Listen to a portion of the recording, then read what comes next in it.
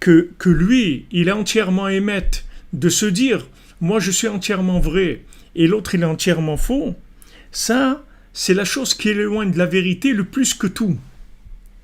De penser comme ça. Il ne faut pas penser comme ça. Il faut se dire que moi, je suis dans un niveau de vérité. L'autre, il est dans une autre vérité. Et que lui, il vit sa vérité comme moi, je vis la mienne. La même chose. Que Hillel, il vit sa vérité comme Shammai, il vit la sienne. Et d'ailleurs, c'est pour ça que tous les deux, ils s'entendent très bien. Ils n'ont aucun problème entre eux. Ils vont même marier des enfants ensemble. Ils n'ont aucun problème de comportement l'un par rapport à l'autre. Alors que leur vérité, elle est complètement opposée. Shammai, c'est haïer, c'est-à-dire on monte, on remet tout en question sans arrêt. Et Hillel, on dit Baruch Hashem Baruch Hashem sur ce qu'il y a, c'est magnifique, c'est bien, c'est Azamra. On regarde le bien, on se dit c'est extraordinaire. Baruch Hashem, Hashem il a donné ça, on est content, etc. Et Shammai, il va venir, il va te remettre en question. Il dit, qu'est-ce que ça veut dire on est content, et truc? Mais qu'est-ce que tu as fait là? Tu n'as rien fait, tu n'as même pas commencé encore. Tu n'as même pas commencé. Alors maintenant, quand Shammai, il me dit, j'ai même pas commencé, c'est vrai ou c'est faux? Et quand Hillel, il me dit, ouais, mais c'est super ce que tu fais, c'est extraordinaire. Continue, c'est merveilleux, c'est merveilleux. Est-ce que c'est vrai ou pas? Les deux, c'est vrai. Les deux, c'est vrai. C'est-à-dire, ce que j'ai fait, c'est merveilleux. Et d'un autre côté, j'ai pas commencé. Et c'est pas une contradiction. Quand je vais me trouver en haut, en super forme et tout, je vais appliquer Shammai. Je vais dire, mais attends, mais c'est vrai tout ça, mais en fait, j'ai pas commencé encore. Il faut vraiment que je me bouge là, et trucs, etc. Ok, quand je suis en haut. Et quand je suis en bas, je vais dire, mais c'est magnifique ce que je fais. C'est magnifique. C'est quelque chose d'extraordinaire.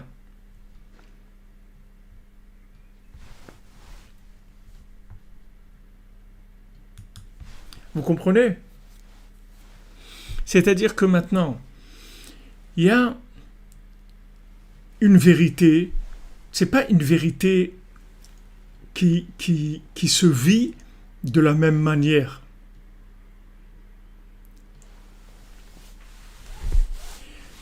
Non, c'est pas, c'est-à-dire quelqu'un, il peut avoir perdu, mais il avait raison quand même.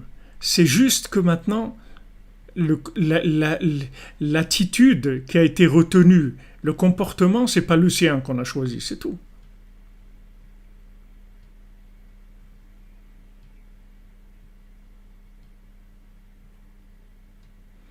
Voilà, quand vous dites M. Boulino, c'est-à-dire que est-ce que maintenant, est-ce que toi, tu te respectes toi-même? Est-ce que maintenant, t'es vrai par rapport à toi-même? Est-ce que ta vérité, tu la respectes? Tu te comportes par rapport à ta vérité? Tu te comportes bien? T'es clair avec toi, ta vérité à toi? C'est bon, il n'y a pas de problème. C'est bon. Donc maintenant, il n'y a aucune raison que on va se faire la guerre.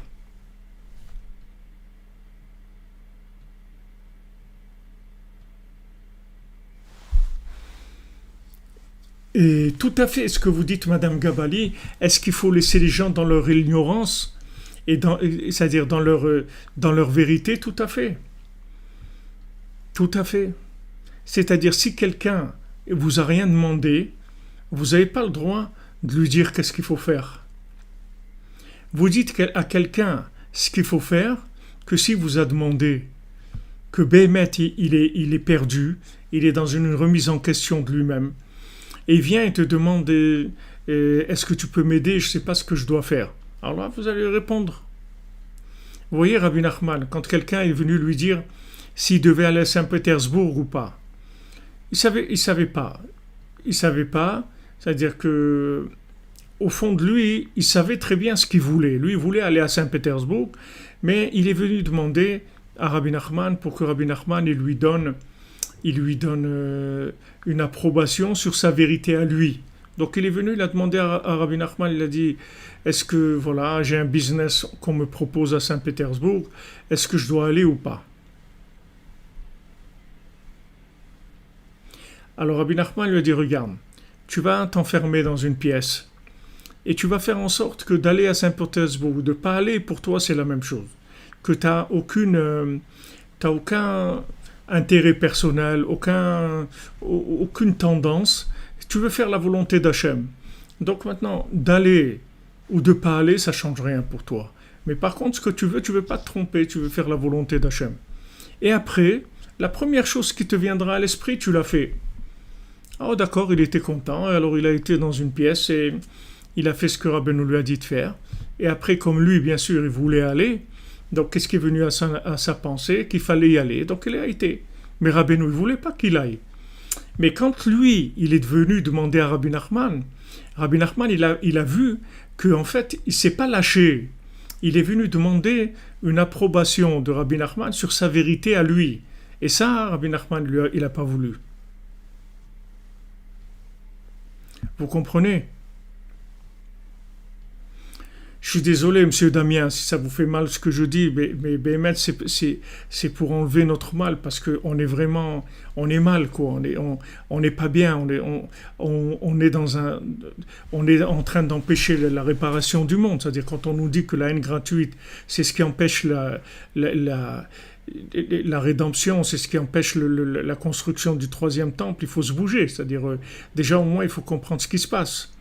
Donc, bon, Hachem, que les tzadikim, ils sont là. Voilà, comme vous dites dans Zam Gabali, il faut privilégier le shalom. C'est-à-dire que maintenant, on cherche le shalom.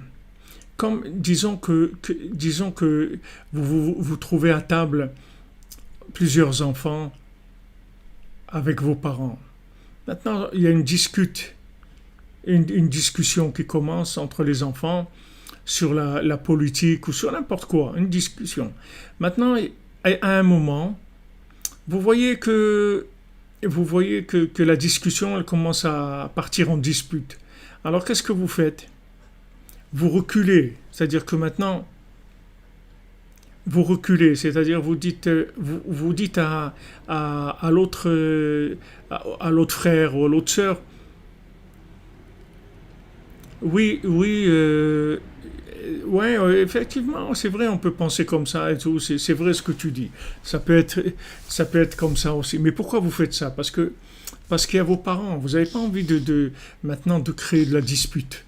Vous voulez éviter la dispute, parce que la dispute, ça ne fait pas plaisir à vos parents. Les parents, ils n'aiment pas que des enfants ils se disputent.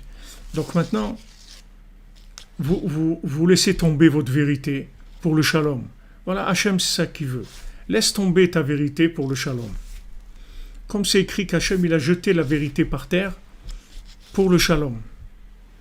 Quand la vérité, elle a commencé à vouloir s'imposer, Hachem, il a jeté par terre. C'est-à-dire,